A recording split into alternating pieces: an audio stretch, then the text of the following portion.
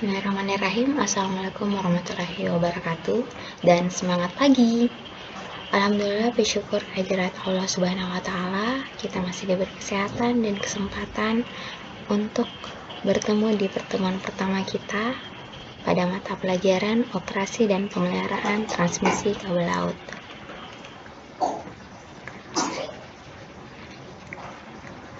Pertama-tama perkenalkan, nama Ibu Musawirah Patawari, biasa dipanggil dengan Ibu Cici.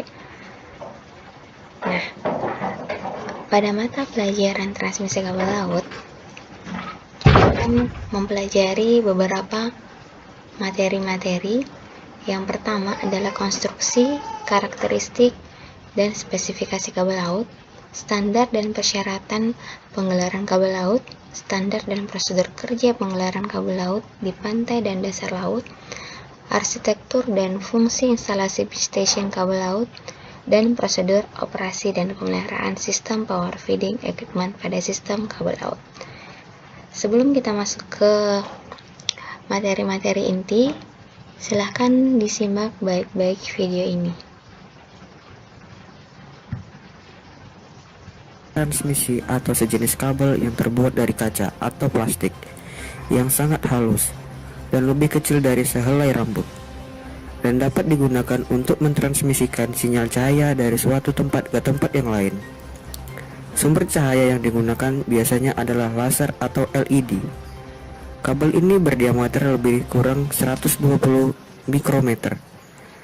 Cahaya yang ada di dalam serat optik tidak keluar karena indeks bias dari kaca lebih besar daripada indeks bias dari udara.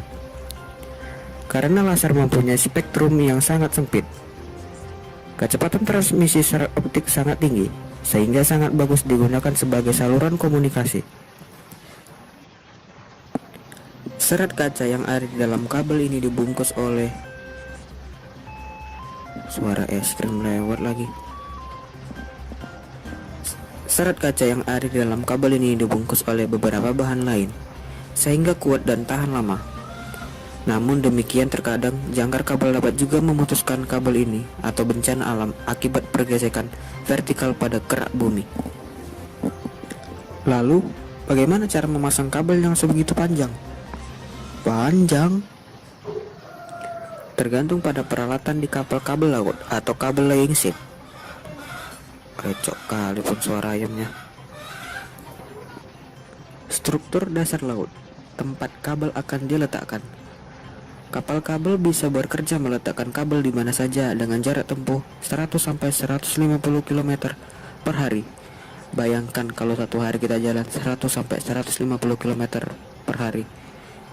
Mau dari mana tuh lutut kita? Bahkan kapal kabel jenis baru bisa bekerja sejauh 200 km per hari. Wow. Mbak Google, tolong lanjut jelasin, saya capek. Kabel bawah laut sudah didesain untuk pengoperasian di bawah laut sehingga mampu dengan baik mengatasi tekanan di dasar laut. Ketebalan kabel tipis untuk laut dangkal, sementara kabel tebal untuk laut dalam biasanya dengan kedalaman sekitar 6.000 meter.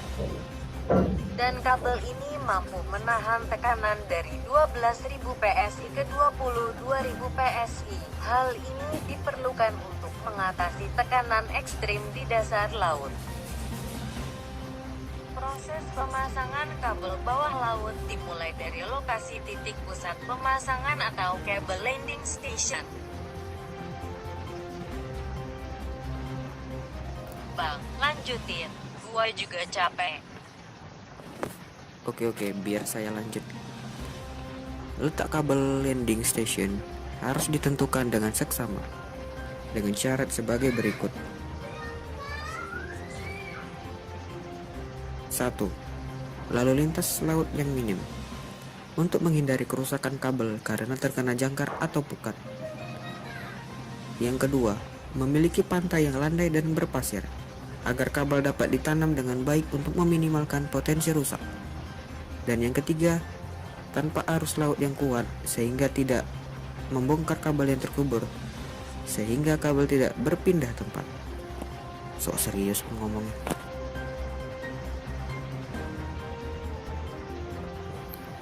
tergantung pada letak geografi di mana kabel diletakkan. Kabel dari lautan ke kabel landing station akan diumumkan atau tidak. Akan tetapi, biasanya hanya dikubur kemudian diberi tanda peringatan bahwa terdapat kabel laut terkubur di bawahnya. Banyak dari perusahaan kabel yang berusaha menyembunyikan lokasi kabel tersebut. Hanya mereka yang tahu. Gak tempe. Hanya mereka yang tahu. Gak tahu lagi, jadi lapar pun. Hanya mereka yang tahu rute dan lokasi kabel tersebut, termasuk otoritas pelabuhan dan perusahaan perkapalan. Mbak Google, tolong lanjut dong. Gara-gara kabel tadi jadi lapar. Ya sudah makan sana, biar saya lanjutin. Kabel bawah laut didominasi user dari Eropa yaitu Inggris, Italia, Perancis dan Jerman dan sedikit dari Jepang. Sedangkan dari Amerika Serikat sangat sedikit dibandingkan negara-negara tersebut. Dikarenakan Amerika tidak perlu melakukan ekspansi kabel ke negara lain sebagaimana keperluan negara lain ke Amerika. Bang, lanjutin. Gua juga capek. Kapal-kapal khusus ini biasanya dimiliki oleh perusahaan kabel-kabel bawah laut tersebut. Dan kapal ini disiagakan di titik terdekat dengan di mana kabel bawah laut tersebut diletakkan.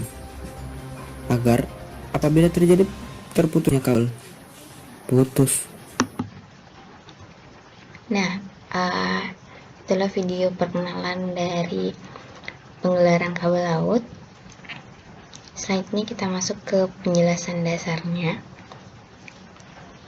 Transmisi kabel laut biasa dikenal dengan Sistem Komunikasi Kabel Laut atau SKKL. Adalah sistem yang menggunakan media transmisi kabel laut yang ditanam atau diletakkan di dasar laut untuk menghubungkan komunikasi antar pulau atau antar negara. Komunikasi kabel laut adalah komunikasi yang menggunakan kabel yang diletakkan di bawah laut untuk menghubungkan komunikasi antar negara. Komunikasi kabel laut pertama yaitu membawa data telegrafi. Nah, generasi berikutnya membawa komunikasi telepon dan kemudian data komunikasi teknologi fiber optik untuk membawa data digital yang kemudian juga untuk membawa data telepon, internet dan juga data pribadi. Operator telekomunikasi di Indonesia pada era 90-an sudah menggunakan kabel laut untuk menghubungkan pulau-pulau di Nusantara. Penggunaan kabel laut serat optik memiliki banyak keuntungan dibandingkan dengan digital microwave atau radio terestrial. Nah, inilah penjelasan dasar dari komunikasi kabel laut.